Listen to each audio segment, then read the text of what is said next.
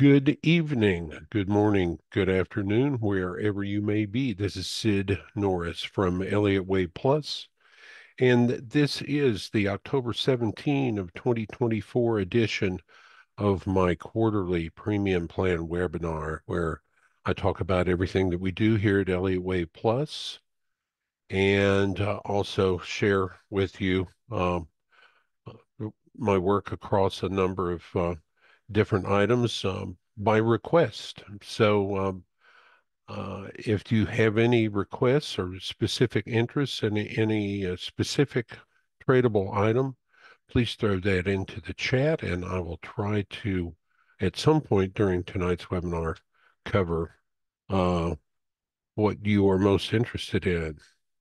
I'm going to, before we get started, show you my disclaimer. It is at my website, ElliottWavePlus.com. To see the disclaimer, read it in full, and please do go to the site, scroll to the bottom of any page on the site, and click on this Terms of Service Disclaimer tab. And when you do that, it'll come up. Please read that in full. If I were to summarize it in one sentence, it would be there's risk of loss in all trading. So I'm going to put that away, and I'm going to bring up the kind of the agenda and outline that I put together uh, for what I'm going to try to cover for you this evening. And I'm under no time constraints. I don't have to finish in an hour like I often have to do when I'm presenting for other organizations. So I thought I'd start by showing you some fairly recent calls I've made. And I've got a list very quickly here, and I'll show you the screenshots that I provided for my paying subscribers on each of these items, and then I'll show you an up-to-date chart of what has happened since I made that call. And I'll also describe the four tiers of service. We have four different priced tiers of service, and I'll describe what each one of those includes. I will post the recording at my blog, and I'll show you about where my blog is. I'll send out an email as soon as it's posted, and that should be within a couple of days.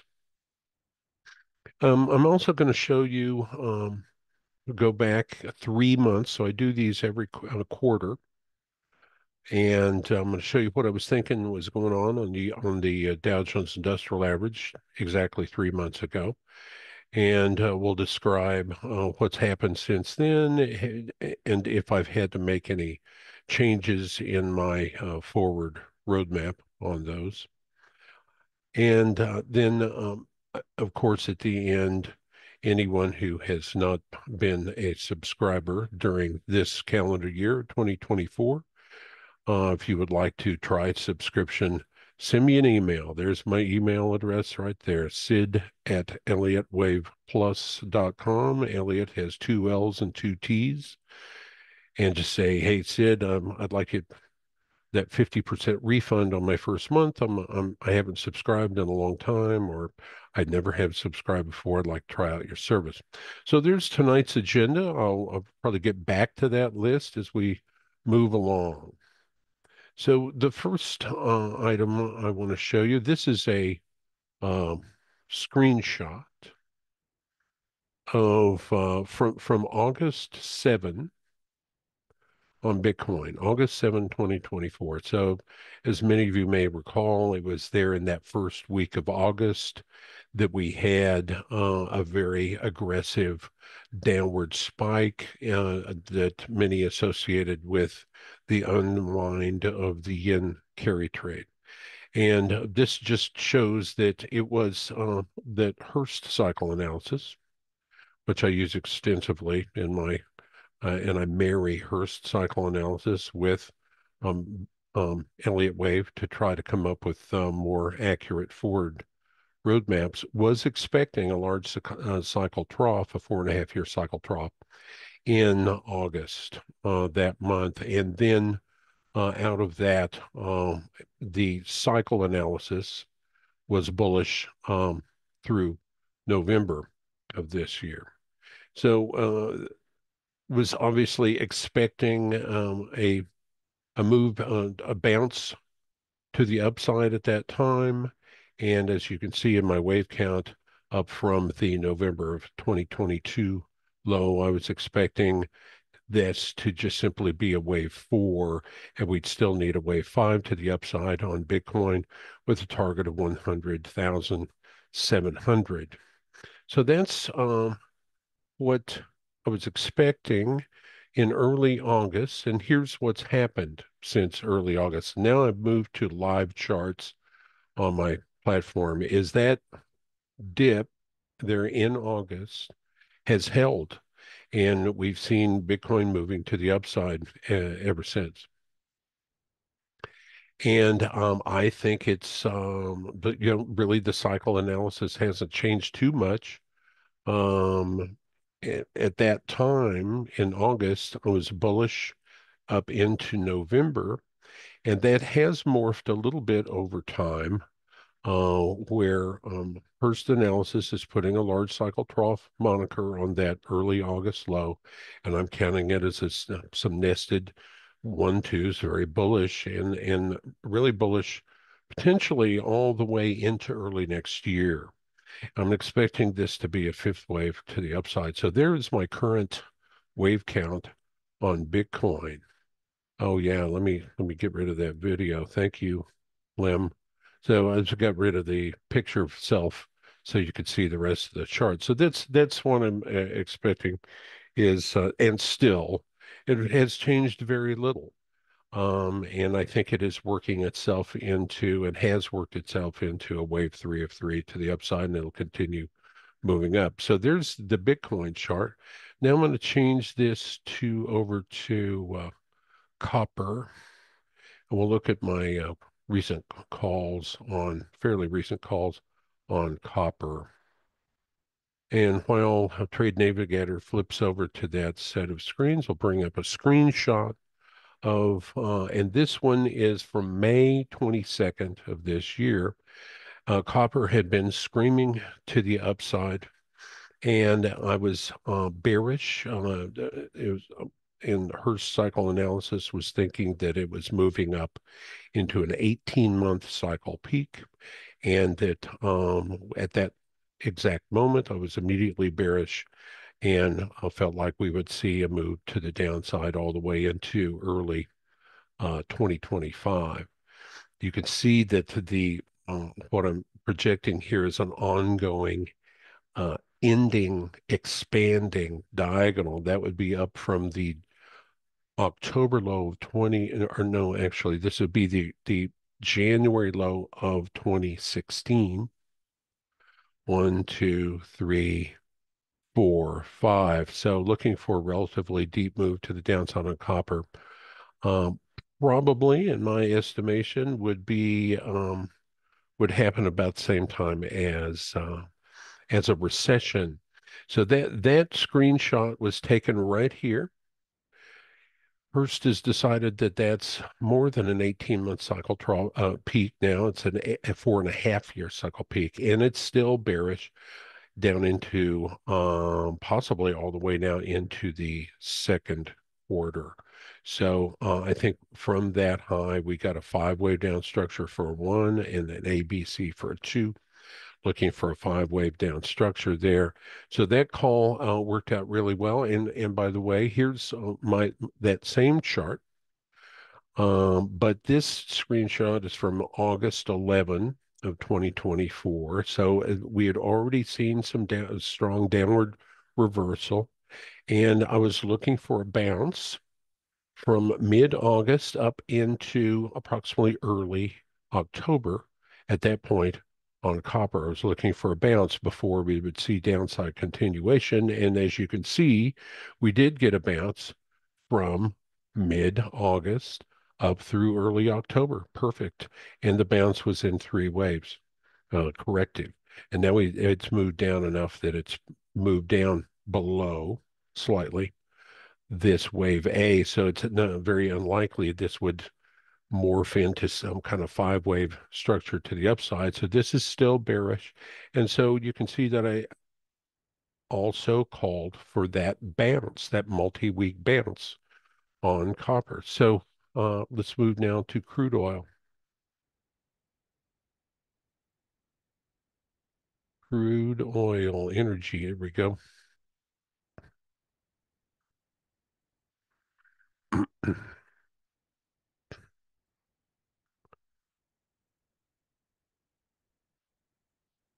Okay.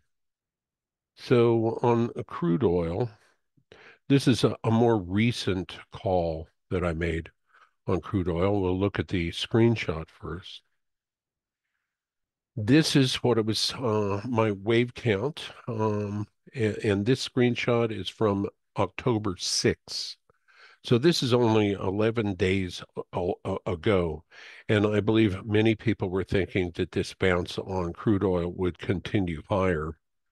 I'm very bullish on crude oil. However, Hurst Cycle analysis was expecting a 40-week cycle peak in the sometime in the first half of October, and then a move down into likely around the time of the election. Early November was the way I was drawing it. And what happened is, yes, it reversed in early to mid October and is putting together what looks like potentially an impulsive move to the downside. And I'm still expecting it to move down into the election. So I think you're probably starting to get the idea that with this system that I use, where I combined Elliott Wave and Hurst Cycle analysis, I can very often, by staying in tune with the internal wave structures and the internal Fibonacci relationships, call these turns fairly accurately many times on many different items that I cover. Uh, Here is um, here is the US dollar index chart that I sent out to subscribers on September 29. So let me change this over to the US dollar set of pages here.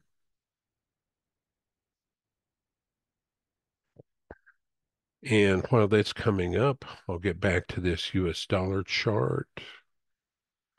And so once again, this is what I sent out to subscribers just about 3 weeks ago.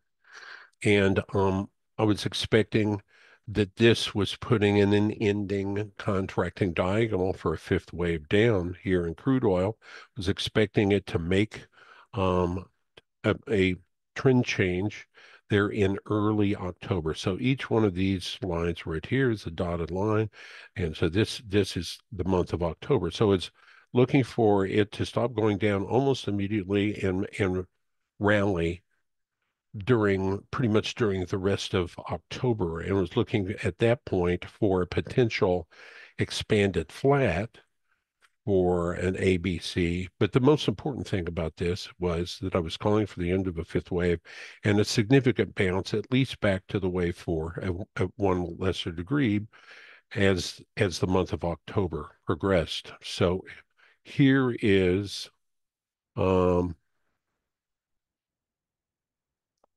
what happened on the US dollar is that did finish going down almost exactly right then. I think the bottom tick was on the 1st of October, and it's been moving much more aggressively to the upside than even what I thought at the time. But I had the direction right, and um, that is what you need the most is need to know when the turns are going to occur and how long where the reversal is going to be and how long to expect that new trend to last. So we still aren't to the end of October, and it's still moving up. It's very aggressively on the US dollar index. And this is kind of morphed into something where it looks like it's going to continue up into a Hurst Cycle 20-week cycle nest due in approximately mid-November next.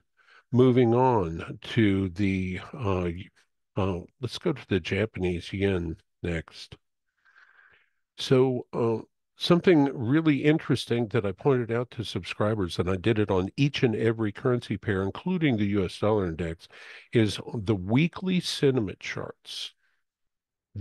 I provide these for premium plan subscribers and they receive these every Sunday, about 2 dozen of these, and on basically most tradable and popularly tradable commodities, and includes also the S&P, the ES contract, the NQ contract, bonds, um, and currencies. And something that I showed in real time, and this was about a month ago now, was that the US dollar was very likely going to make a significant trend change to the upside simply because of what all of a sudden the commercials were, how they flipped their positioning from short to long very quickly. They're in late September. The US dollar index was deeply oversold, so that was this is showing this tan stripe here shows when the ADX indicator is over 60. And it was very likely to get a reversal because the commercials went long, and retail traders who are typically and notoriously way over on the wrong side of the boat just before it capsizes. In other words, they were they were deathly bearish at this low right here. And that was in the last week of August. And so we really had a kind of a perfect, what I call a perfect storm of sentiment arise where the commercials got heavily long, retail was still caught heavily short. We were oversold to the downside, and everything was perfect for a reversal on the US dollar index. And that same exact thing, I showed that on every currency pair, and most importantly, Japanese yen. Um, so there in mid-July, we had the commercials heavily long. So when the commercials are as as long as they have been at any point in the last 12 months, then they're in this green zone.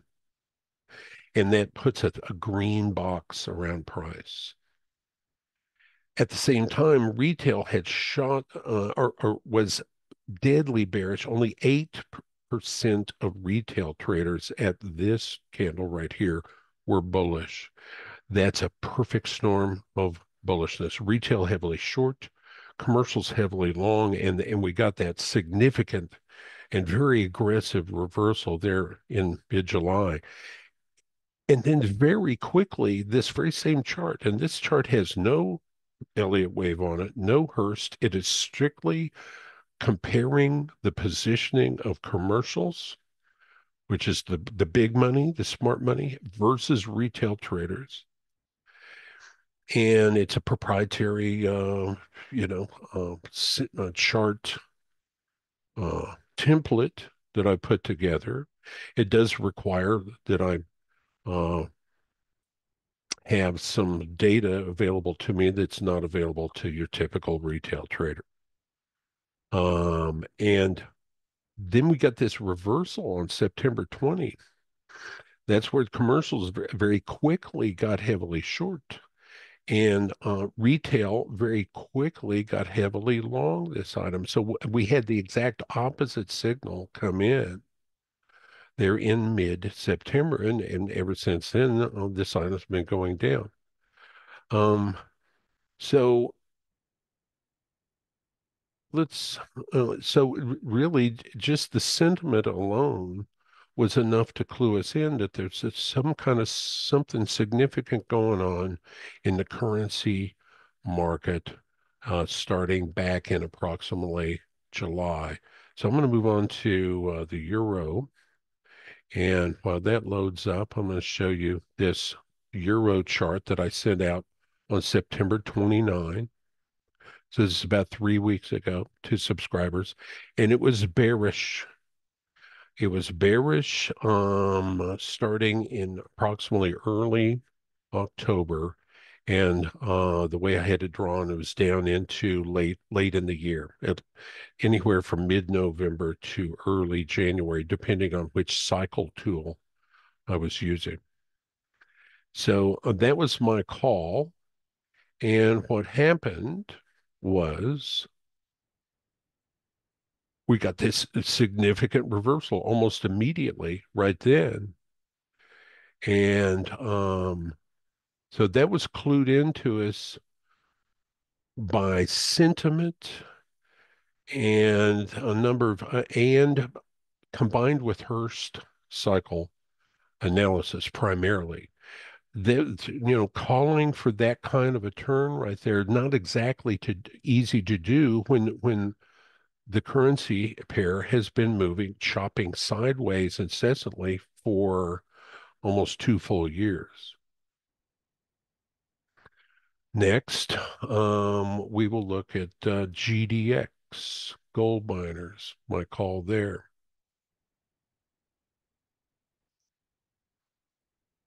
And while that's loading up, I'll bring up a chart of GDX. This is a GDX chart that I sent out to subscribers on February 25th of this year.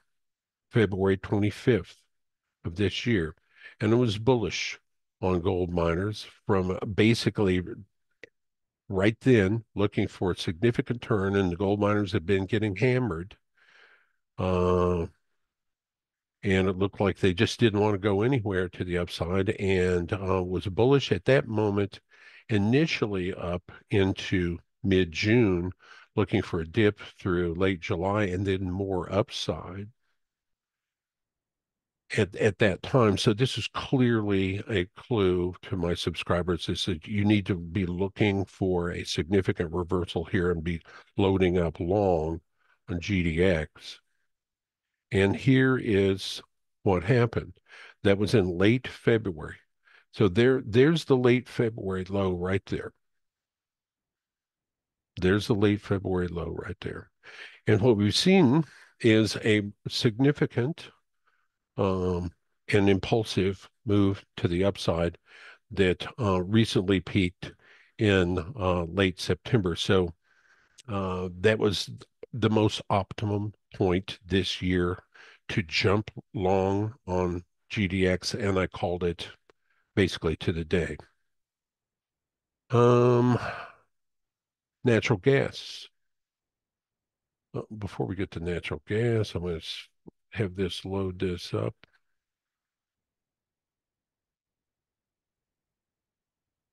Okay. While that's loading up, we'll get to my natural gas call recently. Where is it? Here we go.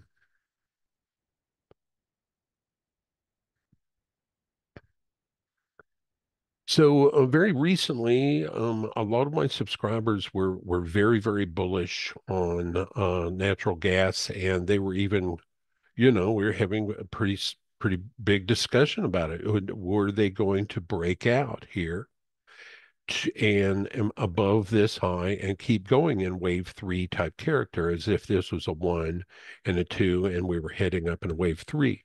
Well, using Hurst cycle analysis, I had projected that we would move down from a 40-week cycle peak due in late September down into late November next, probably back below this low here. And one of the reasons I was making that call certainly was Hurst cycles, but also was that this looked like a clean, clear five-wave structure to the downside here for wave A, and this looked like a three-wave structure to the upside for a deep wave B, and then would look for a five to the downside for wave C.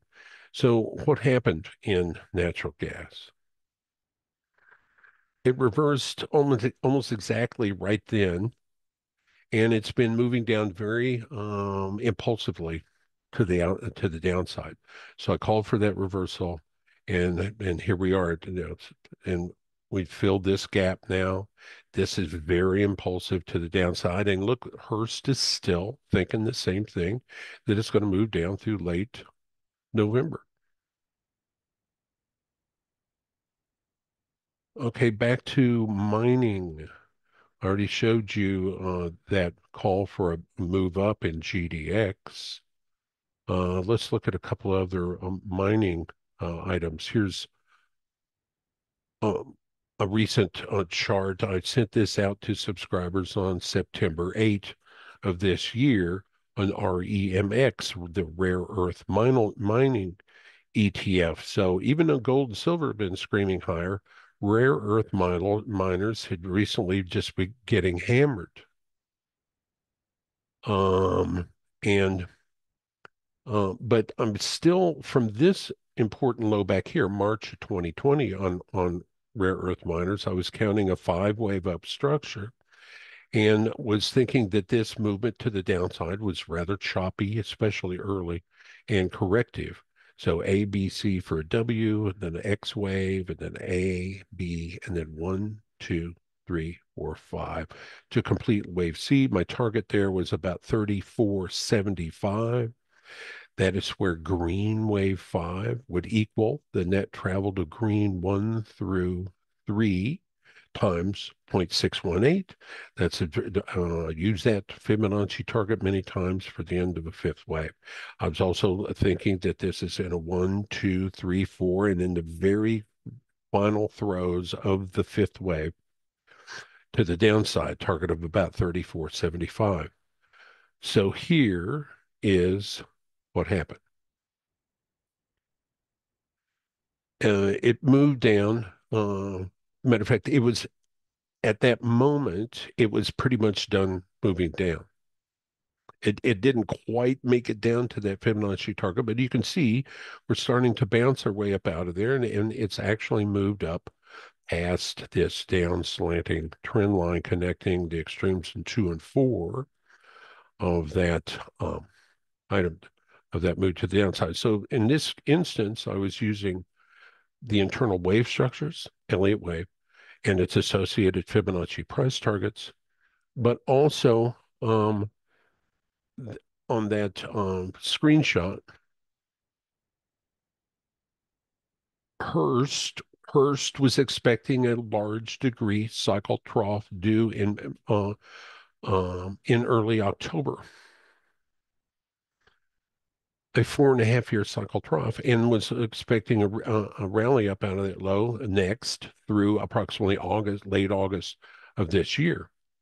Well, notice that that really hasn't changed.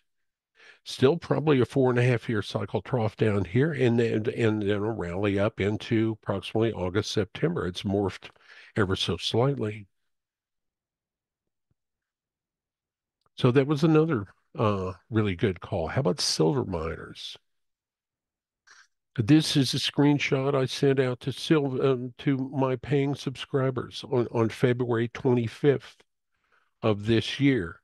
And I was immediately bullish out of a 20-week cycle trough nest there in late February.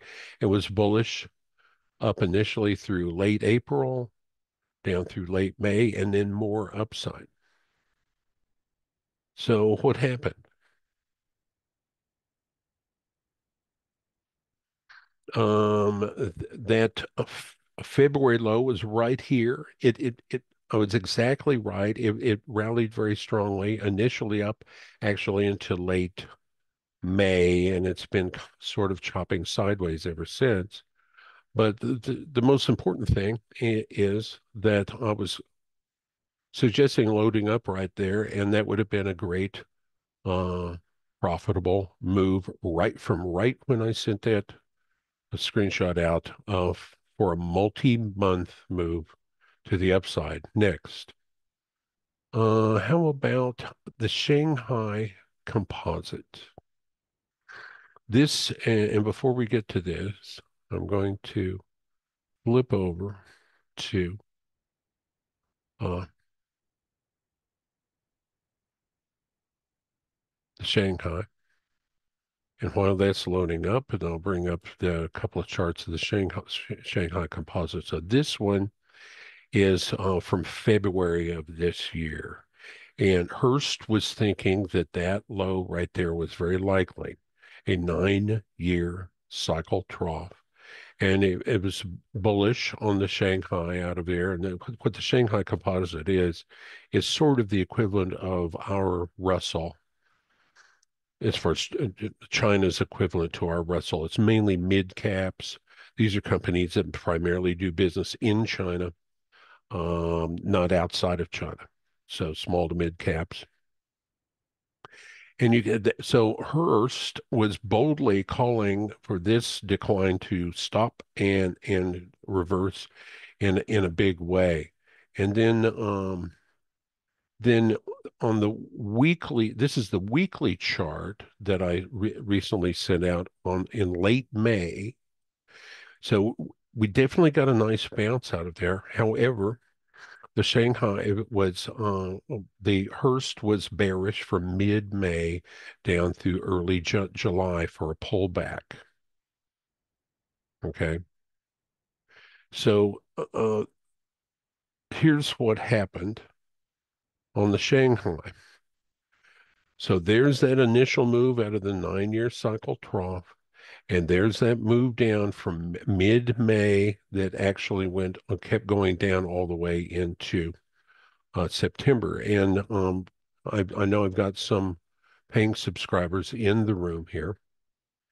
And maybe if one of you would be kind enough to acknowledge that about at where this bottomed right here, I suggested verbally in my weekly counts webinar that the Central Bank of China was probably very likely to defend their stock market with some stimulus here and not let this make a new low. Anybody want to confirm that in the room that's a subscriber? Because that's exactly what I had said in the recording of the webinar, that I felt like they would probably jump in, and you could see that they really did. So that worked out well. What else can I show you? How about bonds? Let's look, and this will be the last item where I show some of the calls I made, and you can see they're all over the place. They're in different commodities, currencies, bonds. Um,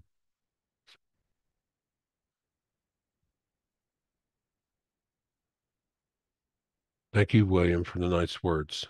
I'm glad you're making money on my work. So we're going to bring up bonds here, and we're going to bring up a weekly chart of bonds that I had sent out to subscribers on in late October of 2023. Late October of 2023. I was getting a lot of email from subscribers saying, boy, this looks like it wants to just continue to puke out right here and collapse. And I was saying, no, I think it is at the bottom. It basically very close to the bottom tick right now here in mid-October. Very likely a 9.5-year cycle trough, and looking for a rally that would take us up through all the way into October of the following year. That would be October of this year, the 2024. So here's what happened. So we'll go to TLT weekly. That low was right here. That was in late October. That was in fact a 9-year cycle trough. And so far, I think we've just gotten a 1-2, 1-2. So, but it has moved up as I expected into later in the year.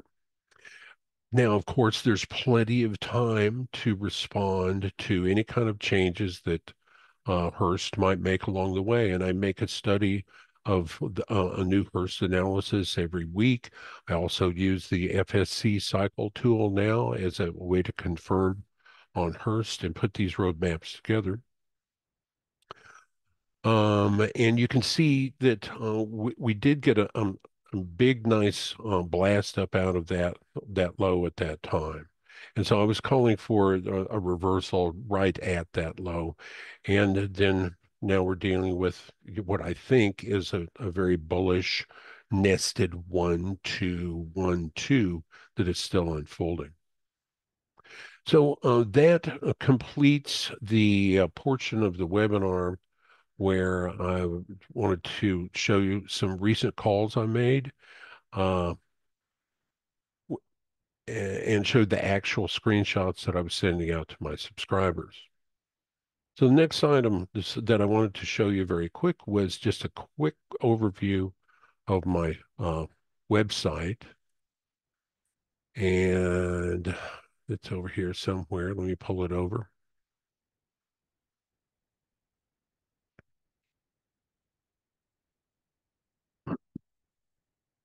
Hang on just a sec. Logging in. And here we go. Okay. I already showed you my website because I wanted to show you my disclaimer, but I also want to show you that once a person is a subscriber, their headings up here change, and you've got screenshots. Screenshots go out to subscribers at the basic plan or higher. I'll show you the different plans in a second. Um, Twice a week, once on Sundays and once on Wednesdays. So on Sundays, we do a more comprehensive set of screenshots for subscribers. Uh, there'd be bonds. There's all the bonds screenshots, junk bonds, the 30-year, the TLT, and then in commodities, crude oil, gold, natural gas, palladium, platinum, silver.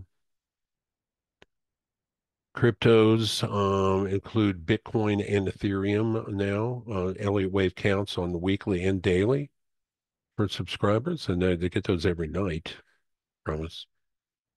Um, Currencies, Australian dollar, US dollar index, euro, pound, Canadian dollar, Swiss franc, Japanese yen,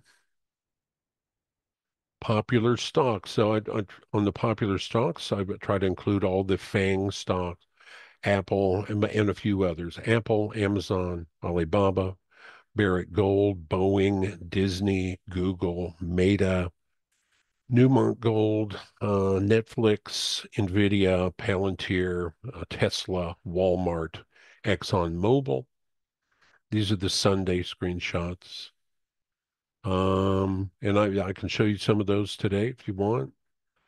Sectors, on sectors, ETFs and miscellaneous. I show the advanced decline ratio, copper mining ETF, the commodity index, the index, transports, gold miners, biotech, put call ratio, uh, rare earth mining ETF, silver mining miners ETF, the VIX, real estate ETF, some additional sentiment screenshots on the VIX, home builders, XLE, large cap oil stocks, XLF, financials.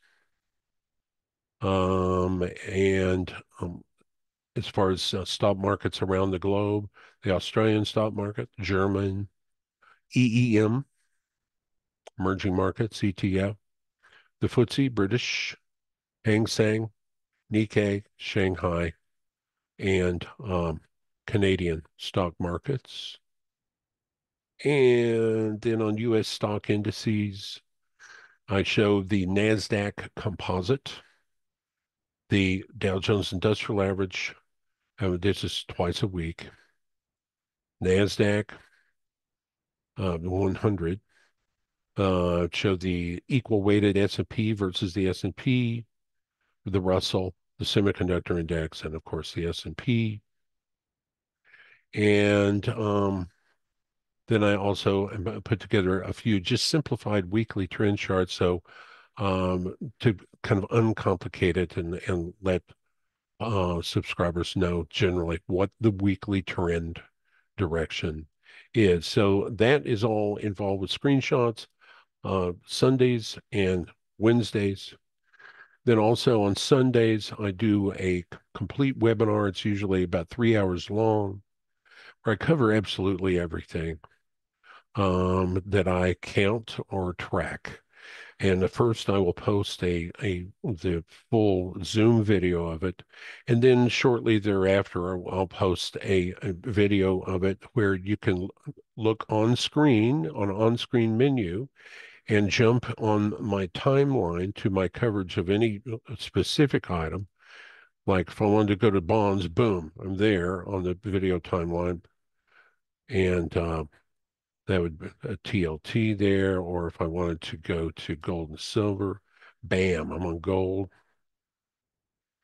so on and so forth. So it makes it real easy to go back and find my coverage of items that you find of the most interest.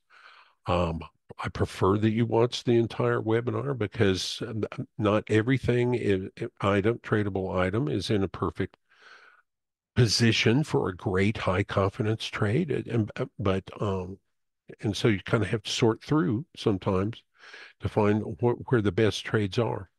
And then we do nightly reports here at Elliott Wave Plus. My adult son Andrew takes these screenshots usually and gets them out to you. Our cheapest price tier at $25 a month includes the daily trend report, and this is a Monday through Friday report where you get simple trend direction screenshots, no Elliott wave counts on a number of items. So if you were interested, for instance, in what's the trend right now in the copper miners, well, it's down. This is tonight's edition. It's down, and it's been down since October 10, so on and so forth. What's the daily trend direction on the S&P right now? Well, it's up. When you're in a green zone, that's a green buy zone. That's in an uptrend on daily chart. When you're in a red zone, you're in a downtrend. There are several other important indicators on this chart that come into play from time to time, and there's a key that should helps you understand it. Something that's I'll go over here in a minute for you is that the market may be putting in a short-term rising wedge up off of that early August low that we had this year, and I'll show you the wave counts on that in just a minute. So those are the trend charts. And then also included every night are crypto charts, and that would be the Bitcoin daily wave count. What's the current daily trend direction on Bitcoin, the weekly wave count, and Fibonacci targets, and then a few other, what is the daily trend direction on some Bitcoin ETFs, and very importantly, what is the combined Hurst and uh, Elliott Wave roadmap suggesting about some very important um, stocks that are highly correlated to typically to cryptos. And so Ethereum daily and weekly wave counts, trend direction, also algo signals. So this is another thing we do for premium plan members is I've programmed up some algos. These are not Elliott Wave. They're not Hurst Cycle analysis. They're momentum algos. And the reason I started showing nightly trade signals using a momentum algos some years ago associated with our top tier is because they're important in the markets. So lots of these momentum algos are running in the markets, and they can affect the trend and everything else because there's so much money being traded by algos today. I wanted to see what those momentum algos were probably doing and how they affected the markets. The reason I created these, and this is going back probably maybe 8 years now, 8 years ago that I started doing these quarterly premium plans. I started the premium plan and the algos. So we've got an algo running on Ethereum and on Bitcoin on the daily charts. So that is just a quick rundown of the different plans. Now, one additional thing I wanted to show you about those plans before I get into some more specifics on wave counts, et cetera, and also our algos and what those are, how those are designed, is I'm going to go back to my site real quick. Sorry, I shouldn't have closed that last window. And the way to find the different subscription tiers and a more complete description is on the front page. When you go down, it shows the different subscription tiers. Let's say you just pick one of them. Let's say the weekly counts webinar. This is called the Pro Plan. And it has a full description of that. And then when you read all of that, you hit the pricing, and that sends you to this pricing page. This is ElliottWavePlus.com/pricing. I haven't raised my pricing since I started this service back in 2010. Everything is the same, but this is a way to see what is included at each level. And if you've never subscribed before, send me an email and I will get you a 50% refund off of your first month. Okay, next up is what has changed on my U.S. stock market roadmap since quarterly premium plan 3 months ago. So let's look at that. And so what I've done for you is, before I get to that, I'm going to get to where we can look at the live charts on the Dow Jones. So no, that's not the right thing. Where is it? Oh, yeah. So this was the daily wave count that I showed exactly 3 months ago at this same event. So I have this event every 3 months. It's at the quarterly premium plan webinar, and then during it, I'll show you. So what I think, what I'm thinking currently on the LA wave count. And so at that time, I was thinking that the up from the March of 2020 low, we were in an ending contracting diagonal. And that ending contracting diagonal would be something that is described in this book, The Frost and Prechter Elliott Wave Principle by Frost and Prechter. And in that book, it states that in an ending diagonal, the wave 4 of the diagonal must move down into the price territory of wave 1 of the diagonal. So the old January of 2022 high was the end of wave 1 of the diagonal I was expecting. So I was expecting a deep enough move to move down below 36,952. Well, that didn't happen. But I want you to look at some stuff on this chart. One is I was expecting the top was in at that all-time high in mid-July, and Hurst was projecting that we would get a move down into August. As a matter of fact, it was suggesting August 8 was the 40-week cycle trough nest. And so I was taking a little bit of an extra liberty in figuring that it would need more time than that to get down below 36,952, which, by the way, it didn't do.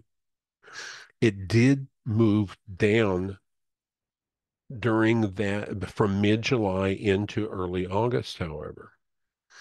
But it didn't cross into the price territory of wave 1. Then was looking for upside into the election. So this is 3 months ago. And these recordings are still at my blog. They're still at my blog.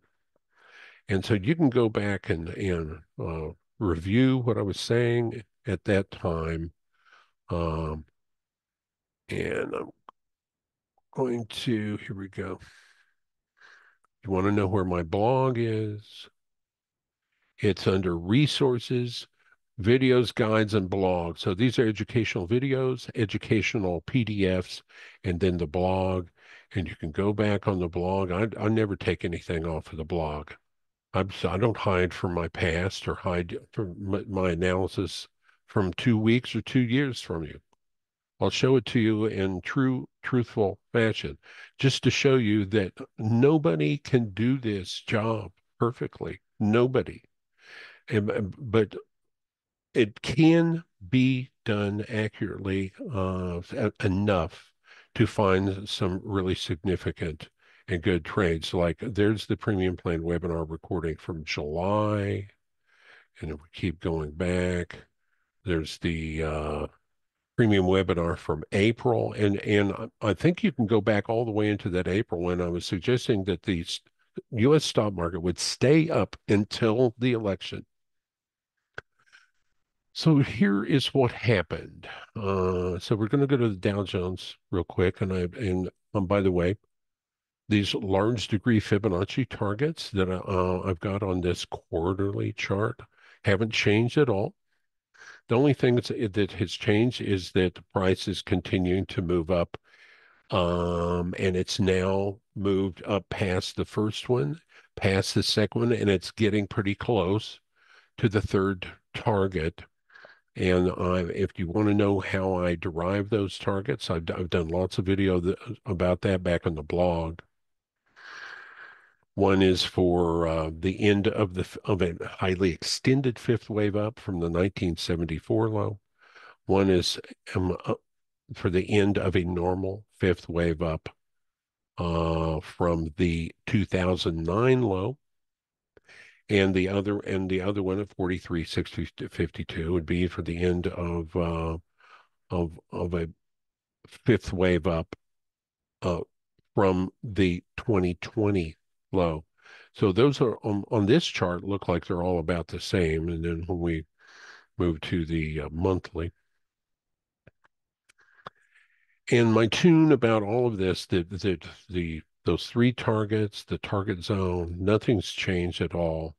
And I've also been saying that even if you don't believe in those first two targets, I think you got to believe in this target, the black target, at least to some degree, and that is looking for the end of the black wave 5 up from the March of 2000 line low. So 1, 2, 1, 2, 3, 4, 3, 4, 5. Wave 5 in black would equal the net traveled of 1 through 3 black at, and I believe that target is 43,652. 43,652. We still haven't hit that yet, but we're getting very close, within a few hundred points of it. The other thing I've been saying is from this March of 2020 low, this move to the upside needed to carve out a 5 wave structure. And admittedly, so far, it's a lousy 5. I mean, you can see a 1 and a 2, but if I were just looking at this chart, the monthly chart, I'd say, well, that wave 3 probably isn't done yet.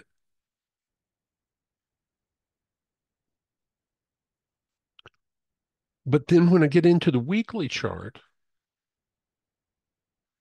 and start counting the internal subdivisions, I'm thinking that that fifth wave up might actually be finishing, and the actual structure we're getting to the upside is not a Frost and Prechter ending contracting diagonal, but rather it would be a an original R.N. Elliott 1938, the wave principle, ending. He used to call it a diagonal triangle. And so he, R.N. Elliott himself, did not require the wave 4 to move down into the price territory of wave 1. That was something that Prechter added to the wave principle. There's also another book, an important technical analysis book, and this one is called um, Technical Analysis of Stock Trends by Edwards and McGee. It's been around for a long, long time. And it refers to what Elliott called, Elliott called a diagonal triangle. It refers to it as a narrowing wedge. So I've changed my terminology away from a Frost and Prechter ending contracting diagonal to simply a narrowing wedge. And narrowing wedges are bearish when they finish. So looking at this weekly count, if this is going to be a 5-wave non-overlapping, not a diagonal, but a non-overlapping impulse, and we got an extended wave 1, this would have to count as a 5-wave structure. 1, 2, 3, 4, 5 for 1, 2, and 1, 2, 3, 4, 5 for 3, kind of a running flat for 4 and a quick 5. And then an ABC for 2. And now gets important. 1, running flat for 2. 3, triangle for 4.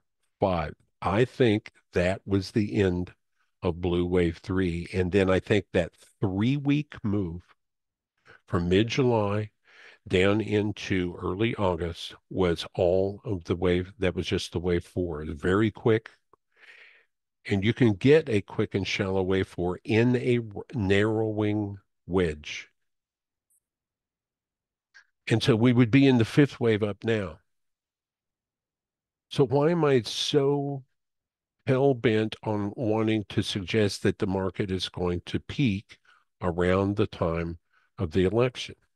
Well, it's because Hurst really hasn't changed its mind. This is a Hurst cycle analysis on Dow Jones Industrial Average, and I'll represent to you that date of the composite line, the top tick of the composite line is approximately November 6th. And then we get a move down into this 18-month cycle trough due in approximately April of next year.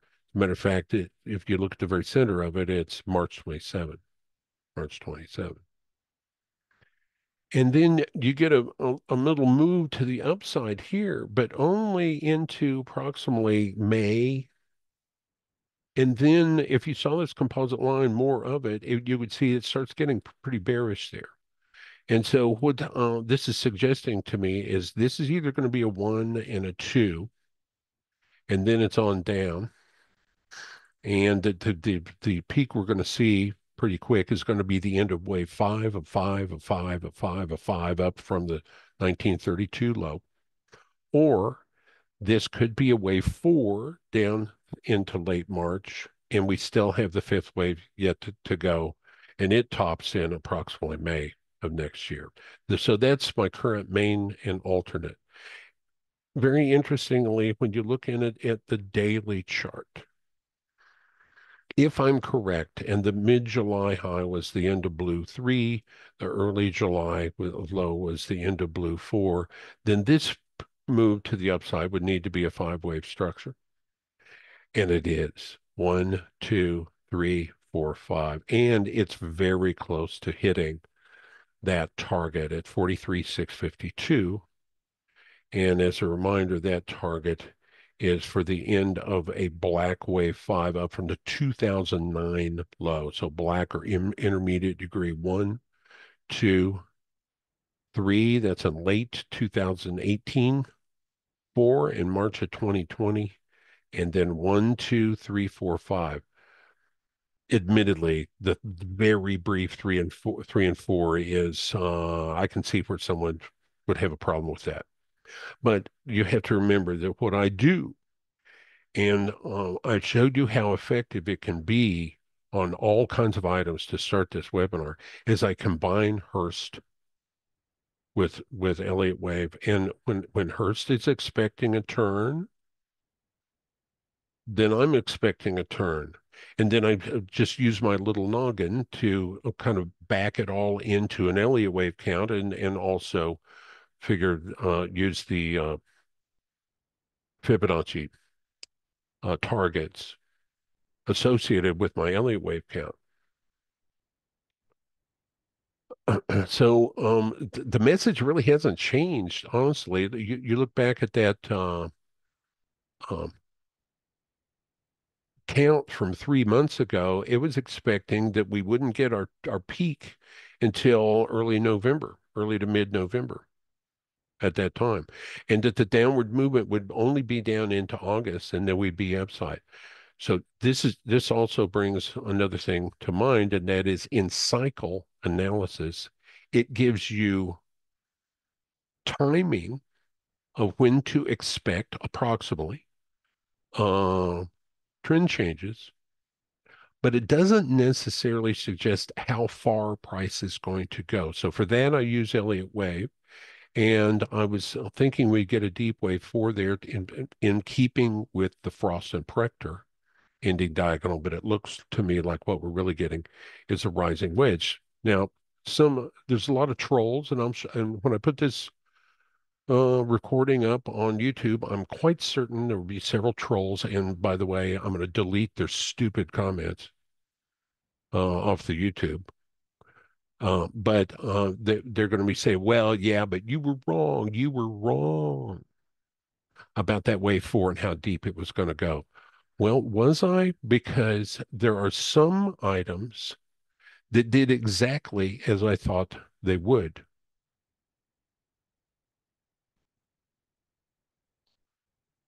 Jay asked if I'm expecting something systemic to trigger.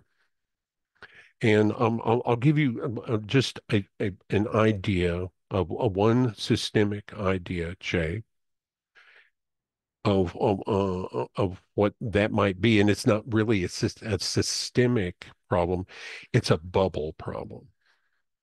So the latest, I call them narratives. The latest bullish narrative has been Gen AI, Gen AI.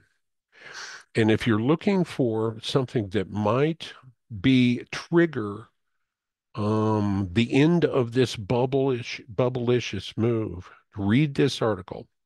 Go to that uh, um, URL right there. And this is a very long and detailed article by someone who understands the tech industry very well, Edward Zeitron. And this Gen AI narrative, I mean, he basically tears it apart as a black hole that is sucking all of the profit or a tremendous amount of profit out of our largest tech companies, Apple, Google, and Microsoft, as they are building these data centers, and they're even moving some processing power away from their current offerings, which are important business offerings, into Gen AI. And yet, Gen AI has not really produced anything that special yet. Uh, it can summarize some emails for you. Look at a whole bunch of emails and summary, put it in a readable summary. But there's a lot of problems with Gen AI. It can read the entire internet very quickly and summarize it, but that doesn't mean that everything that it read on the internet is correct. And that is why often when you ask for a actual problem to be solved by Gen AI, it can't do it accurately. And so read that article, because the Gen AI is one of the biggest money sucks of all time. And not only are these huge companies unable to make hardly any revenue off it so far, they haven't made any profit either. They're way off on the profit thing. They're losing, and they're hiding it in the rest of their very profitable. other business segments. So this whole bubble that's been created by Gen AI is potentially one huge problem. What if all of a sudden Microsoft decided, you know what, we're not making any revenue off of this. We're losing money hand over fist, and we've already put X number of billions in it. We're not going to build any more data centers right now until somebody comes into the CEO and shows them how much profit they can make off of it. And so far, I think it's all smoke and mirrors as far as profit on Gen AI. But read that article. He does a much better job of describing that, and he has several articles about it and what a terrible business like OpenAI is, that company, and how they're losing billions of dollars so faster than basically any company ever, et cetera. So yeah, but you know what? You won't hear that on propaganda financial TV. They won't talk about it. And yeah, it's almost like an enormous Wall Street pump and dump scheme. Um, and I think it's potentially a real problem. But you know what? I don't know nobody knows what's going to cause systemic problems or anything like that ahead of time. And really, it's kind of fun to discuss it. But the fact of the matter is, I don't have to go there with my work. I can use the internal wave structures and the Fibonacci targets and the Hurst, and I can come up with some and have been for years coming up with some massively profitable trading ideas, and most of them are not involved with the stock market. But anyway, look at the NASDAQ composite. So the NASDAQ composite is every stock that's in the NASDAQ. And notice that I am still the ending contracting diagonal idea is still alive and well here. And the reason is because the wave four of the diagonal did come down into the price territory of wave one. So it didn't do that on every item, but it did on a few. It did that on the NASDAQ composite. It did that on financials. And so the ending contracting diagonal idea is still alive and well on the financials. But most items it did not.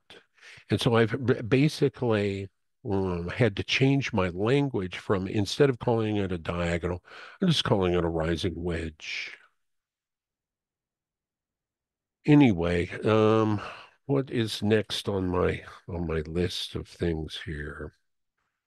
Um, oh, I wanted to show you the Hurst analysis on the Dow Jones Industrial Average. There's another tool, and that's not what I wanted. I wanted this one. There's another tool available. No, that's not the one I wanted either. Here we go. Um, and it's the cycle analysis tool now available at the Foundation for the Study of Cycles. I call it the FSC Cycles app, and I've started integrating this into some of my work. And here's something really interesting about the stock market. And what this cycle analysis tool does is it's unlike Hurst.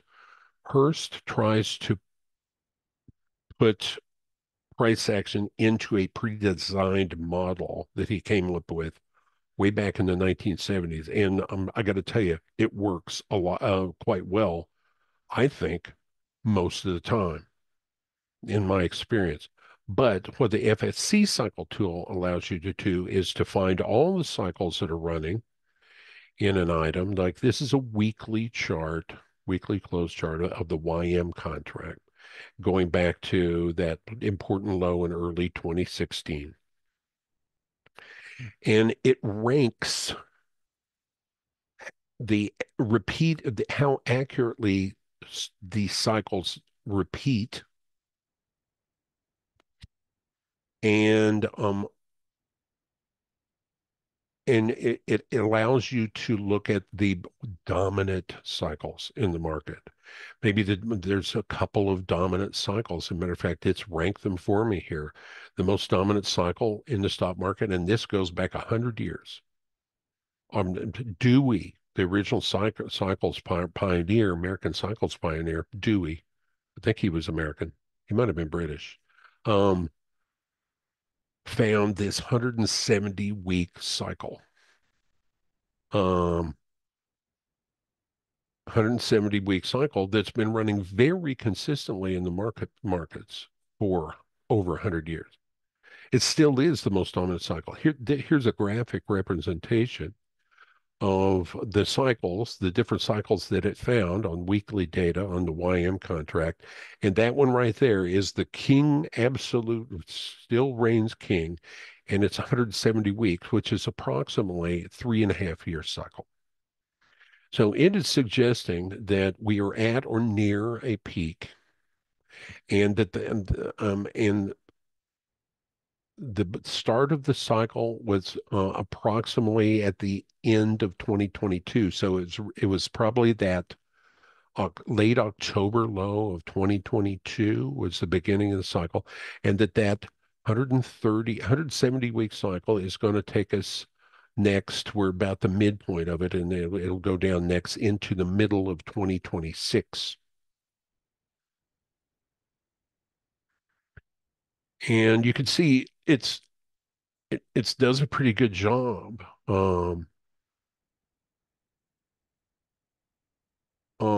calling where these peaks and troughs. So this peak here was this little dip here was here, this peak here was here, this little sideways move was this down move, and now up. And so I'd use multiple tools, and I show what the tools are telling me to my paying subscribers so they will know. And so on these charts, that dark November 6 is the first composite line, CL. The October 17 date is what the Foundation for the Studies of Cycles composite line is showing. And something to realize on the difference there is that I'm only using on the composite line one or two dominant cycles to create the composite line on the Foundation for the Study of Cycles. So it's a much smoother line. The Hurst, when I include all about 20 cycles that it figures in its composite line, so it's a much more jagged line. And that's helpful. I like the jags. It helps me know about when these turns are going to happen along the way. But here's what it doesn't tell me. It doesn't tell me how deep it's going to go. So if I believe that price is going to go up here, and I look over here, oh, well, that must be going to 45,000, and then it's only going to drop to 40. No, that's not what it's telling us. It just simply is telling us that around the time of the election, it's expecting downward movement, initially down into probably late in the year, into this nest of cycle trough.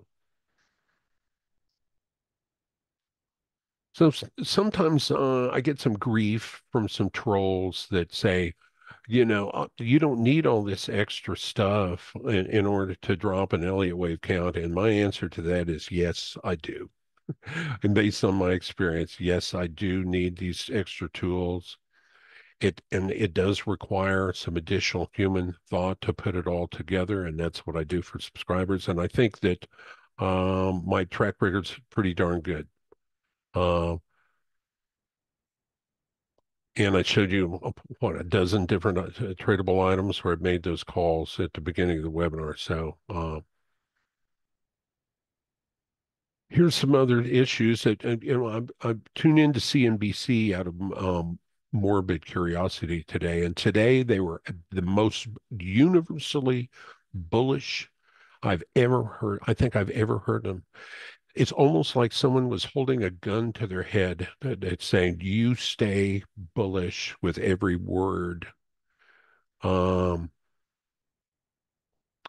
And, for me, that's incredibly suspect, and it's not doing anybody any good. Here's what I see as a technician, for instance, on this NASDAQ composite. I'm seeing two massive divergences potentially finishing now, up from the 2009 low. So the RSI moved up to the wave three of three, stayed up through the larger wave three, pulled back for the wave four, and then it moved up very strongly again for the end of the larger wave three. Then it pulled back substantially in the fourth wave. And then we got the massive wave one. And then we got the drop for the wave two down through late 2022. And now we're substantially higher on NASDAQ than we were in November of 2021, the NASDAQ composite. And we're overbought, but it's below this high. So that is a divergence. On a monthly chart, you don't see monthly divergence on a monthly chart very often. How about on the weekly chart? We're seeing divergences. Yeah, I think, here we are. Now, the NASDAQ composite is running a little behind the Dow and the S&P. Its high from back in July is still holding. It hasn't made it back up to its high back in July yet. But it almost has. It's come very close, but look at how lagging the RSI is on. I didn't hear anybody talking about these massive divergences that are setting up at all time frames on virtually every chart. Here's the NASDAQ 100. It's still below its July high for the year. I think it needs to finish a five-wave up structure here, but it actually looks quite weak. Weak enough that we might get a five-wave structure, but it might be like a diagonal. For instance, here's the NASDAQ daily chart, a potential diagonal setting up. If it's going to stay up, if the NASDAQ 100 is going to stay up into late October, as is suggested by both cycle tools, uh, so far it's really barely making it. This looks like a potential ending diagonal that possibly could have ended here in truncation, where it's the end of five waves up in a fifth wave, but the fifth wave falls short of running as high as the wave three did, and truncations are profoundly bearish. But Hurst still think it's going to somehow stay up, and I've grown to trust the cycle tools. So that's the Nasdaq. Going back very quickly, I'm going to use uh, the S&P. I know everybody usually wants to see the S&P chart. I'm going to show that, and I'm also going to show you virtually every chart that I keep on the S&P, including the cinema charts, the algo charts. I'm going to explain the algo chart and the trend charts. So here's the quarterly S&P. Yeah, Mark, thanks for joining. Yeah, maybe you can catch the recording. So S&P.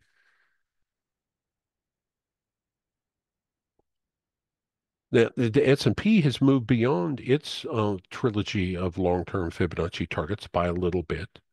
And look on this quarterly chart at these bearish divergences that are stacking up. How about on a monthly chart? Two different divergences showing up. Nobody's talking about these on financial propaganda TV.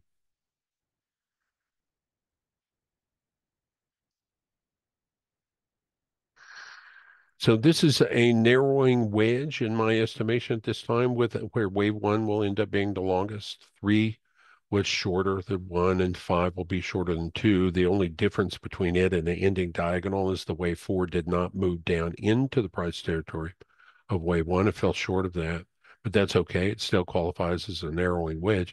And but it would be a non-overlapping 5-wave structure, and so we'd need a 5 up right here on the S&P, and this looks like a 5. 1, 2, 3, 4, 5. Is it putting in its top here ahead of the election? It's possible. Is it possible that it's still in the wave 3? Yes. Maybe 1, 2, and now we got 1, 2, 3, 4, 5, and 3 is going to happen here, somewhere in here, and then we get a 4 here. And that would probably be how it would have to roll in order to stay up all the way through the election. You'll notice that I've got a daily and a weekly analysis on the FSC cycle tool, dates for a peak and then the next trough. By the way, the long-term weekly chart on the FSC is bearish from late September all the way through February of 2026. The Hurst analysis is bearish from sometime in November, possibly on into mid-November, initially down into late February, up into early May, and then down into the next large cycle trough due in July of next year. So there's the window for the top. There's the window for the first stop on the way down, first pause on the way down. So it's been a little strange because this does have the look of a potential ending diagonal that would be ending about now. Very quickly, I want to show you the daily trend chart that we show to subscribers every night. There's no Elliott Wave, no Hurst, strictly trend direction, and the current trend direction is up. But you can see that potential rising wedge formation that it's putting in right now.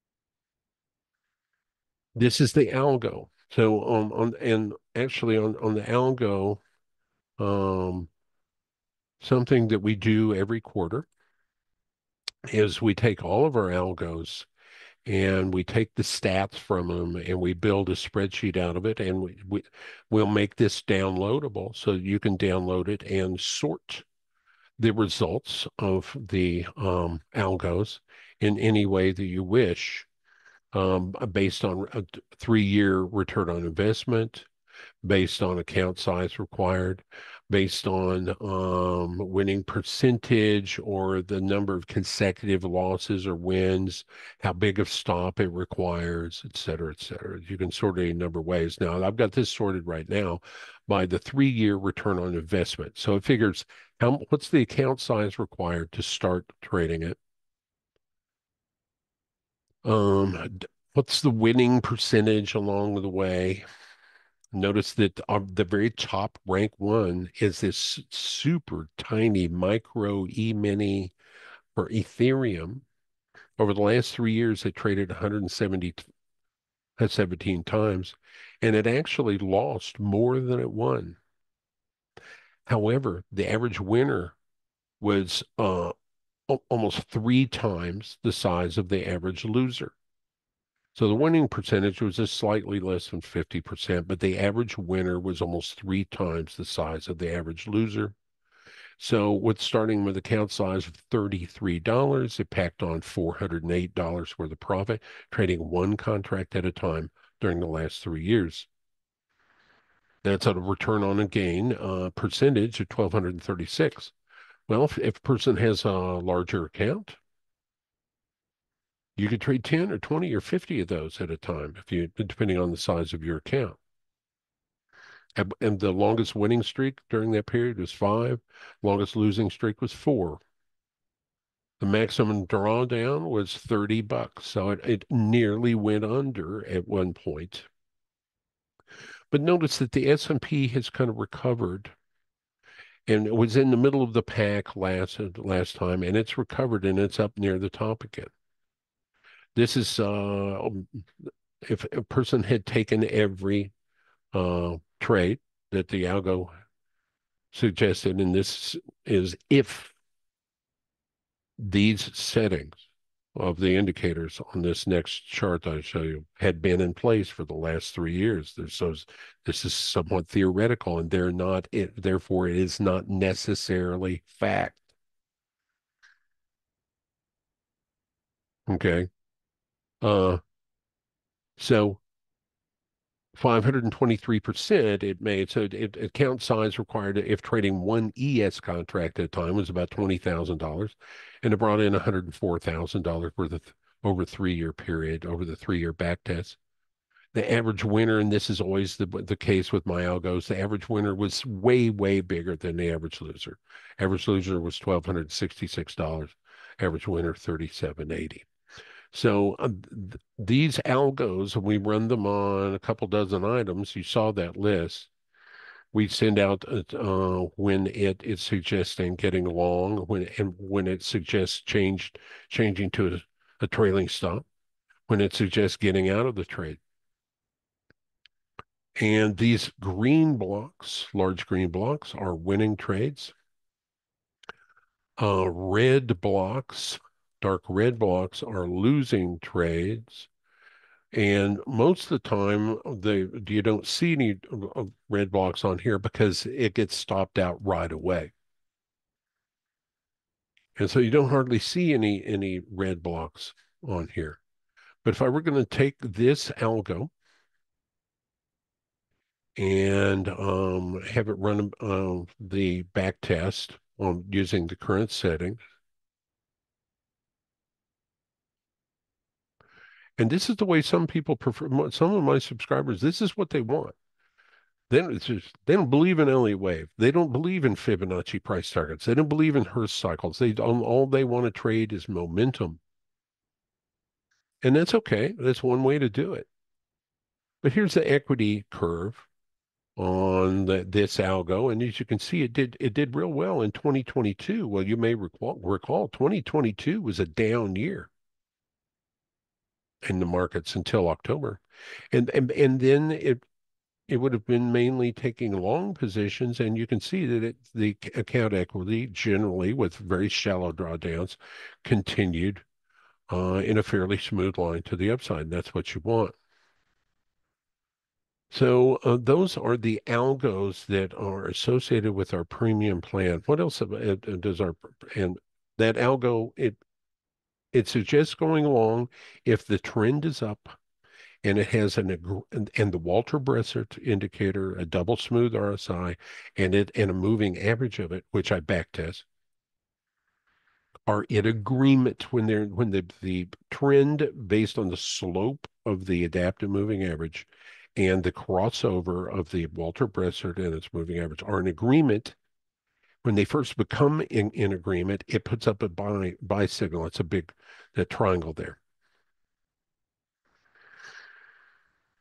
Now, there's some other real important indicators on this chart. One, and my favorite is the money flow index versus RSI.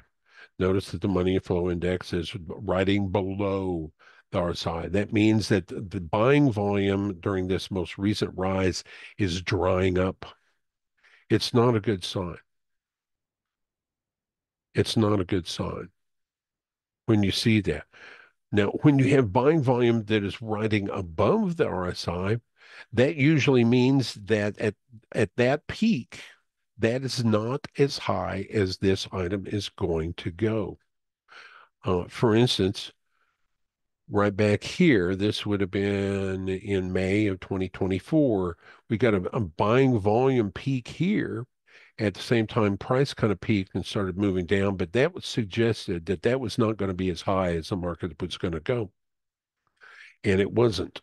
But when it did start getting into about as high as it was going to go before a more substantial correction, you started getting these dark red zones, which are warnings. And I put these on every algo chart. So so even though it gave a buy signal right here and it ended as a winner, that was a warning because the money flow indicator, the blue, was riding below the black RSI, while the black RSI line was in its overbought territory above 70. And that gives you this dark red warning zone. And that warning zone eventually did become very meaningful as at the mid-July peak and the relatively quick and aggressive move to the downside, 3-week move to the downside into early August. That was a 10% pullback in the S&P, and it warned of that. That's a proprietary indicator that I programmed up. What else? How about daily? Here's weekly sentiment. Here's something really interesting that's happening right now on sentiment on the S&P is that the commercials haven't been buying into this move to the upside that much. And so to me, what this means is that commercials are going to be somewhat like Warren Buffett. Warren Buffett definitely qualifies as a commercial.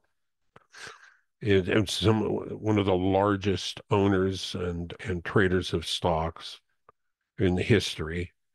And he has been unwinding his long positions. And I think what he sees is the same thing I see, and that is that we're getting these divergences and we're running out of steam up here. And we're even seeing some buying volume dry up. And so, and look what the commercials are doing here recently. They are almost all the way back into full, as bearish as bearishly positioned as they have been the last year. Now, isn't that interesting that on Propaganda Financial TV, they are talking the most bullish game they possibly can at the same time that the commercials are almost as bearishly positioned as they have been at any point in the last 12 months. But retail, they're loving it. They're trend followers. The 77% of retail traders are bullish right now, and there was 87% of them bullish right here. So there's plenty of room for that for this to put in a significant top soon enough. Is this an absolute perfect bearish storm? No, I would expect a pink zone here, and I might expect the retail to be even more bullish than this, maybe up toward 90 like it was back here.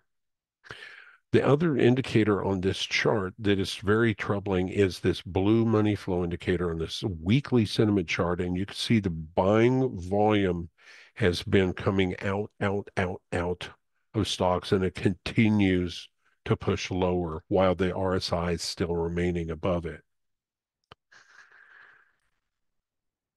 And yet on TV today, I don't know how many times I heard some commentator, a pundit, say that there was no signs. There were no signs of a top or a recession of any kind that they could see. Hmm.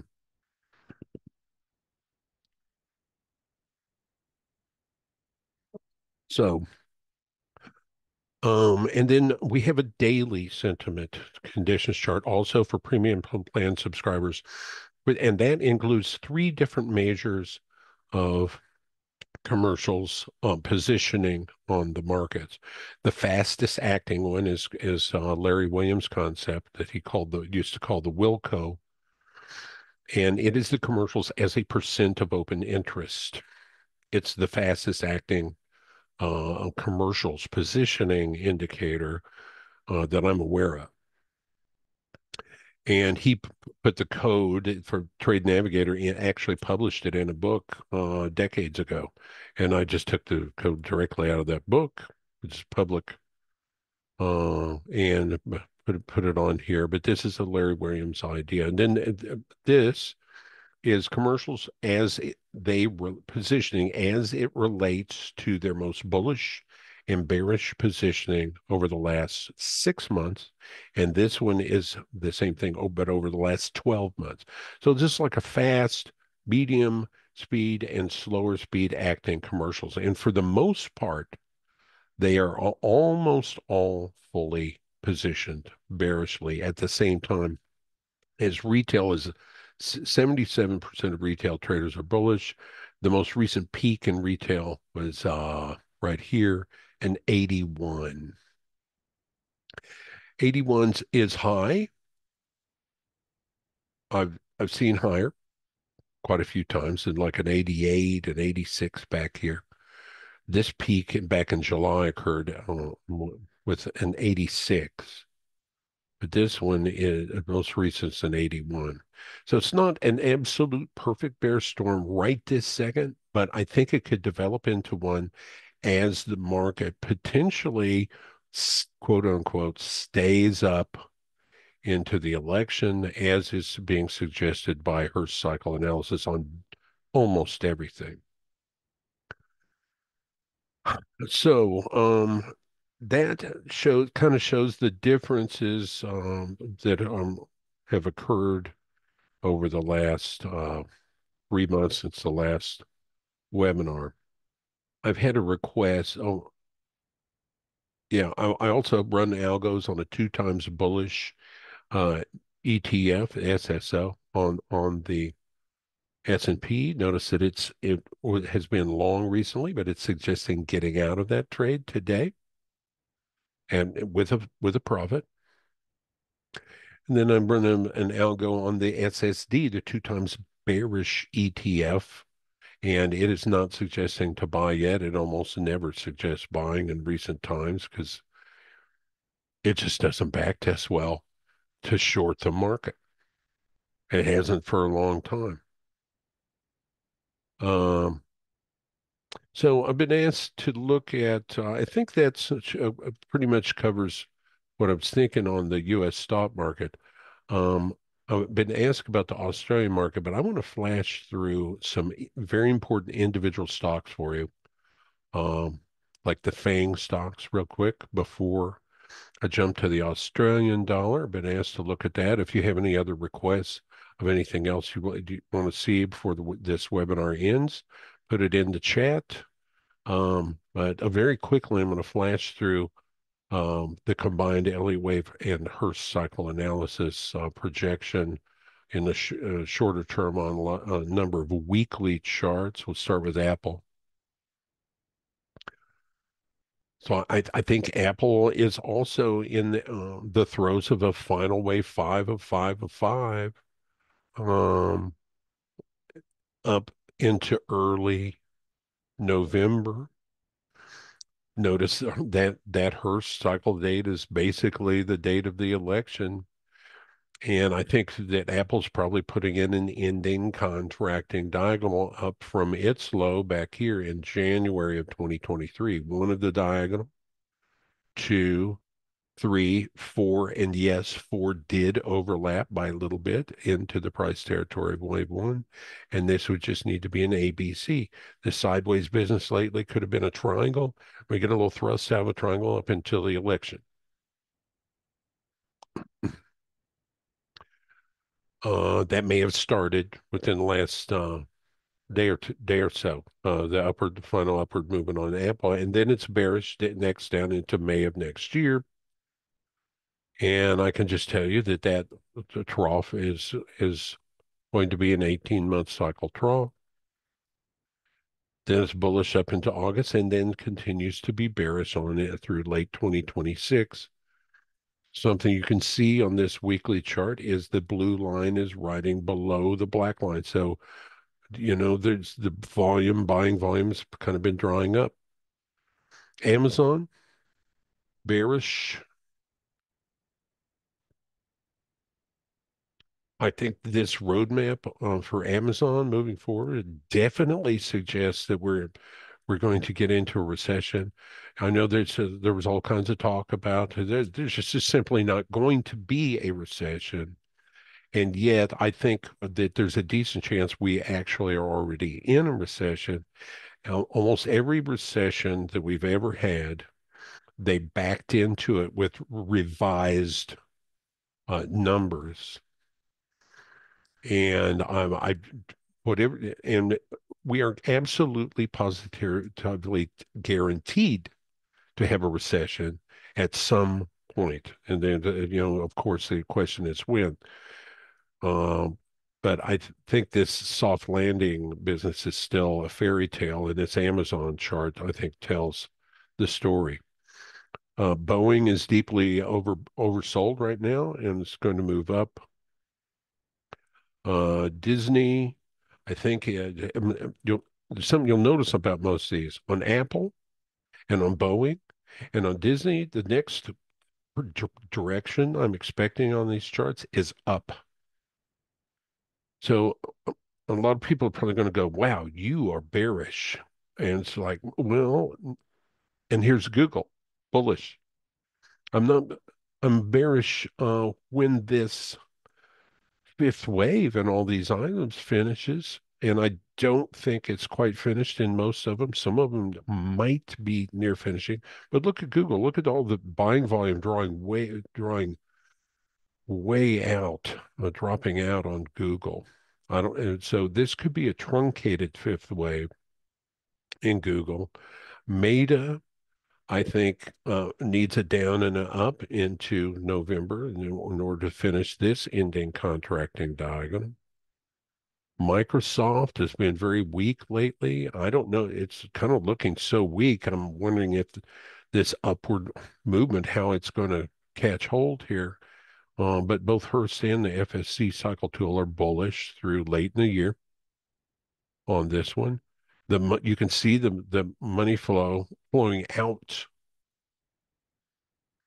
Netflix is almost all they could talk about today, and yet, and I don't think I see the price action on this Netflix that happened today, but I think it was just needing a quick upspurt to complete a fifth wave of a diagonal up into the election. NVIDIA, all they could talk about on financial propaganda TV was that NVIDIA had made a new all-time high today. Well, I bet you can't see it on this chart. As a matter of fact, let's go to a daily chart. And there, ladies and gentlemen, is the 13 cents new all-time high that occurred today on NVIDIA. And then NVIDIA closed at the bottom of its daily candle. So I'm not sure what to think about that ever so slight supposed invalidation, but I will say this about NVIDIA. Up from this low back in December of 2018, we've got a five-wave up structure. One, two, and then the wave three. One, two, three, four, five for three. Then the wave four. Then we get a fifth wave up. One, two, three, four, five. And this even looks like a good one, two, three, four, five wave up structure. It moved into the upper ranges of my Fibonacci target zone. I really am tempted to ignore that ever so slight new high today as a stop hunt before it moves lower. But NVIDIA has done everything it needed to do to the upside from a Fibonacci standpoint. And here's the unusual thing about it. It got an extended third wave and an extended fifth wave. It got both. And you don't see that very often. It almost never happens. No, I'm not a big NVIDIA bull here, and I don't care that it made new high today. Uh, and you can see the money flow moving, riding below the RSI.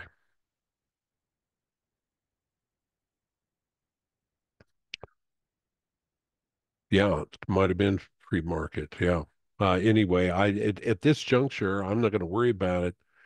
Uh, but on financial propaganda TV, they didn't talk about how it closed at the low of the day. The headline was that it had made a new all-time high.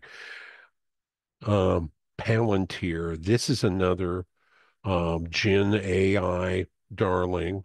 But here's the thing that I see on this chart is this five-wave down structure here, followed by something that I think is probably corrective, but it came within an absolute eyelash of invalidation.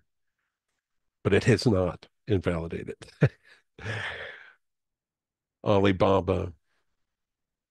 Lots of volatility coming in. But when China announced the stimulus on September 24, a big rocket ship up, and now all of a sudden it's already given back about half of that rocket ship move, and Hurst is bearish on it until the middle of next year.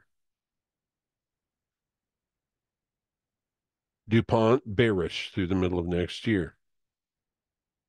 The FANG, the FNGS ETF, Hurst, thinks it's going to peak around the time of the election, like it thinks about everything else, and then bearish through the middle of next year. The FSC tool is more bullish, so it have a little bit of a difference there. ExxonMobil pulling back. I think that this pullback is going to take us down through the election or a bit later on ExxonMobil. And then here's a real interesting one. Walmart's been screaming to the upside, but when we use Elliott Wave and Fibonacci, uh, it it it reached one extended target for the end of a black fifth wave here and has shot a little past it. And there's a couple of more Fibonacci targets up here between 84 and 84.17 and 86.59. It hasn't hit. It's sort of sideways consolidating. And notice that both the Hurst and the FSC cycle tool are expecting a significant end of this bubble in Walmart somewhere between the middle of October and early December. So that puts it around the time of the election. And then bearish. But that's, ladies and gentlemen, the way a bubble looks.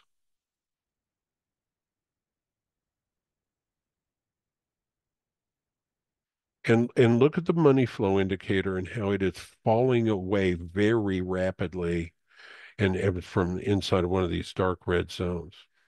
So many signs that we are nearing an important peak on lots of items. But that doesn't mean they have topped yet. Uh, and then, okay, Australian dollar, EEM, MSTR are the requests. So, I went to the wrong chart. Oh, I might as well show you this very quickly. It's been an odd year. There's no question about it. There's been several periods this year that were very difficult to explain. The first one was the difference between the direction of the VIX and the direction of the S&P between the middle of December last year and the middle of February this year. The VIX actually went up during that period, but this red line is the S&P inverted. So it was screaming to the upside at the same time the VIX was moving up. Same thing happened for a very short period in mid-June, but we just got through with another period of that from September 19 through October 7. The S&P was moving up. It looks like it's down here because it's inverted. At the same time, the VIX was moving up. Explain that one.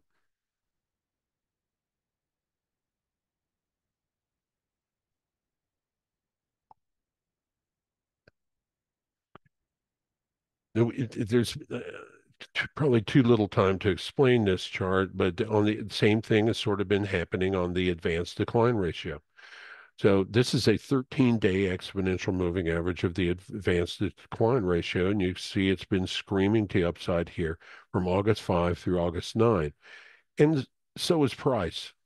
This is the S&P. But notice it peaked here and started heading down, but price managed to stay up for a while before finally moving down through September 6th. Same thing up through September 19, and yet the stock market was able to stay up here while the advanced decline ratio plummeted from September 19 through October 7. Extremely unusual activity in the markets lately. My theory is that the markets, or for whatever reason, are going to stay up until the election. Then, so to everybody think everything's cool. Notice here's more evidence of fishy behavior in the markets here recently. When this 10-day simple moving average of the put to call ratio moves to the upside, that is usually bearish for stocks. So this purple line is the stock market, S&P. So when this is moving up, the stock market usually corrects. When this is moving up, the stock market usually corrects. When this is moving up here, the 10-day simple moving average of daily close, the put to call ratio, the stock market corrects. But here recently, we saw two different periods where this was moving up, and yet the stock market moved up. Same thing over here. They moved up, and the stock market moved up instead of down. Explain it if you can. It might be just as simple as saying that these are warning signs of unusual behavior at or near a significant and major top. Could be. So I keep flipping to the next set of charts like I'm in a regular webinar. So let me go to the Australian dollar, and we've probably got about 10 minutes left. I'll show two or three items more, and then we'll be finished. Don't forget that you can send me an email at sid@ElliottWavePlus.com and say, hey, I think I'd like to subscribe to one of your plans. Can you get me that 50% refund? Because I haven't subscribed at any point in the last year. I'll say sure, and then so you subscribe, and then within a few minutes afterwards, so you get that refund back of half of that first month. So let's see here. Let's go to the Australian dollar. I can tell you that on almost all of these currencies, um, we're generally, I'm looking at the US dollar to continue to generally rally through year end and probably all the way into February of next year. So let's see if what that means for the Australian dollar.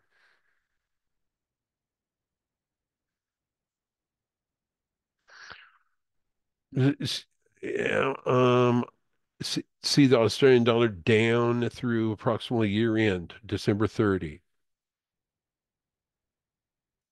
Here's a closer look at the daily on the Australian dollar. So I think it's going to move down in an ABC. So I think the pattern that's going on is up from this 4.5 year cycle trough in November, late October of 2023. We got one of a diagonal, two of a diagonal, ABC for three of a diagonal, ABC of four of the diagonal, then ABC of five of the diagonal up into May of next year. So this probably is almost done with this real aggressive downward movement now. And Hurst thinks it'll rally from October 20 only through November 4, um, and then move down through year end. So there's the short-term prognosis on Australian dollar. I know MSTR, that's the big software company that has been systematically been buying Bitcoin. Um, I keep that chart with the cryptos, and I include this chart with the nightly crypto analysis at the $25 a month plan. So something you can see on this daily chart of Bitcoin is that these little green numbers right here, those are huge buy days for MSTR, MicroStrategy Company. And so, as of their last purchasing, uh, they purchased a bunch of Bitcoins that they did in late September.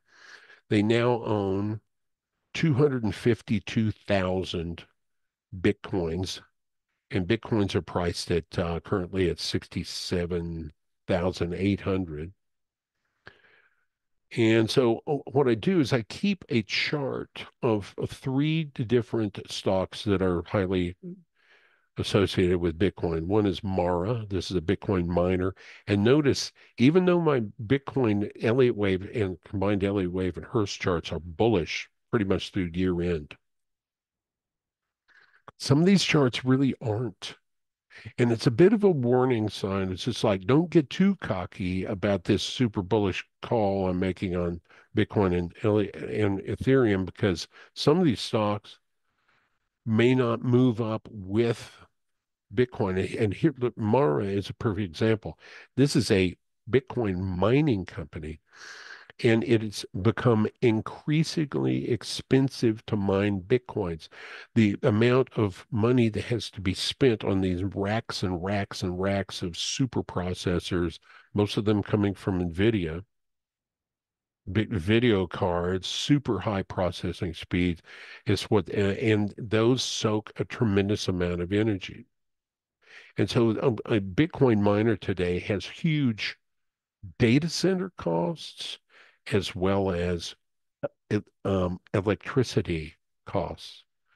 And it is keeping them from, I think it puts a lid on their potential profitability. And here's the problem I see with Mara from an Elliott Wave standpoint. So Bitcoin made an all-time high back in November of 2021. But that was followed in this stock by a clean, clear five-wave down structure. And then the upward movement since then has been choppy, overlapping, and corrective. This is bearish. I think it's going to be harder and harder for a company like this to make a profit. There's also a really good article that you should read about Bitcoin. It's why Bitcoin is fundamentally flawed. It's seeking alpha. They used to let you read an article or 5 articles every month for free. They quit doing that, so that might be hard to find that article now for free, which is a real shame. Um, and explained, and what that article explained was that the higher Bitcoin goes, the the higher the overhead goes of mining it. It moves up in a 1-to-1 ratio. And so there's a lid up there of ceiling where if Bitcoin goes high enough, a miner can just simply no longer make any money, any profit. It's too expensive. Coinbase, large brokerage, been calling for this up move into November, possibly December timeframe. And both cycle tools are very bearish after that.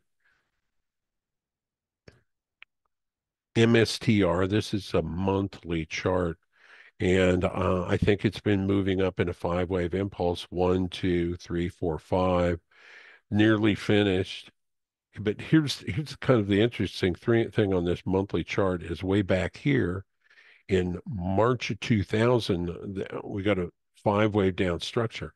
And all of the movement ever since then has been, I think, corrective. A, B, C for W, A, B, C for X, A, B, C for Y, moving into a peak, but using both cycle tools, looking for a peak somewhere between early October and mid-December.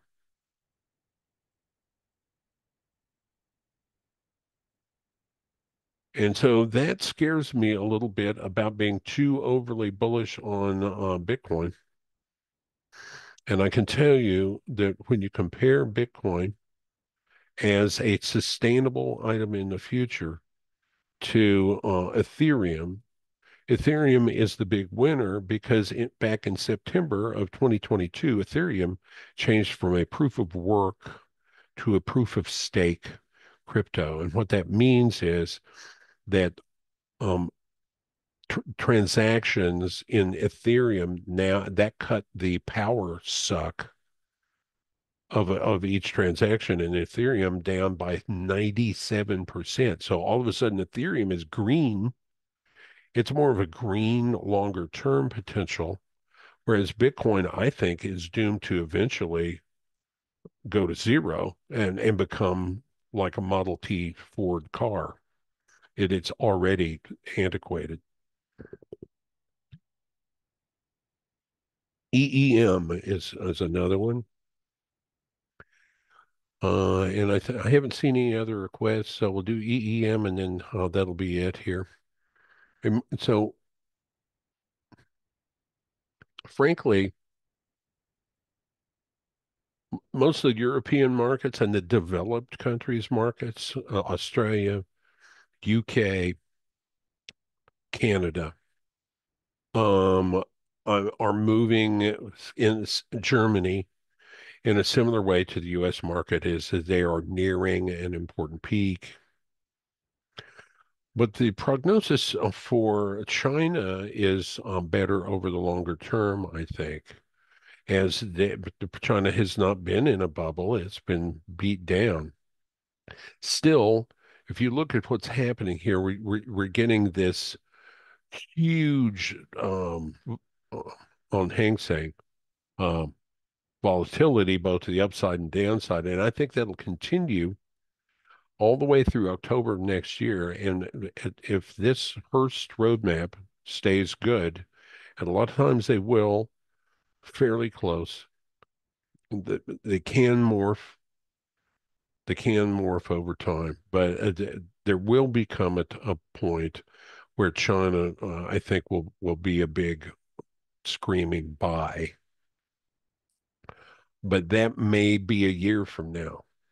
We may just see a bunch of chop and sideways business since then. That's what I'm basically calling for. EEM, um, Hertz is bearish on EEM down into April of next year. Now, EEM is a lot more than China. It's Taiwan, it also includes Taiwan, South Korean stocks, India stocks, Brazil, South Africa, etc. So it's a much wider swath of developing markets, but it's still bearish. And this continues to suggest to me that we probably will get a recession. It's closer than anybody wants to talk about, and it'll be global. Um, USD CAD.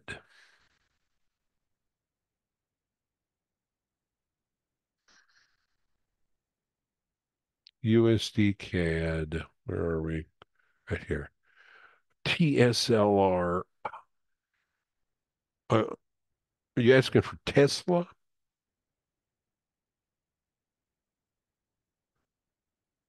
T. Saw a request for TSLR. I can't remember what exactly that is.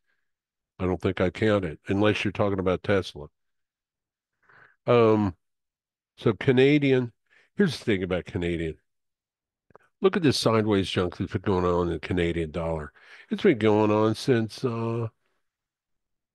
October of 2022. To me, that reeks of coordinated central bank activity in the currency markets, and what they are attempting to do is stabilize the exchange currency of Canadian dollar to the US dollar. And therefore it's been unable to really go much of anywhere. And I think it'll continue to be quote unquote stabilized by the U.S. Coordinated effort, probably between U.S. and Canadian central banks, all the way until the middle of next year. Eventually, I think it breaks down, and we see a much weaker dollar. But at least on the shorter term, um, more of the same. So I never got an answer about TSLR. Oh, Tesla. Yeah, I am bearish on Tesla. I think I showed that early or in the webinar when I was going through the individual stocks. And that doesn't mean it won't stay up until the election, like I think most other stocks are going to do. Um, so we're going to take a look at Tesla very quick. Uh, I think Tesla will never reach any more new all-time highs ever.